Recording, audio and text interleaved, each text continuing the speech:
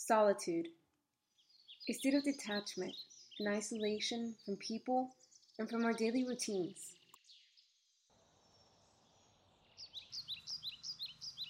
In the words of American essayist William de Reswix, no real excellence, personal or social, artistic, philosophical, scientific or moral, can arise without solitude.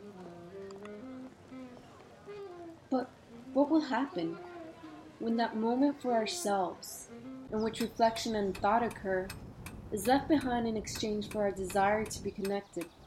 The number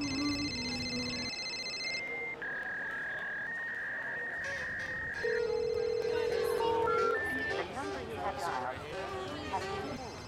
The new number is... Please note, the new number is... What then?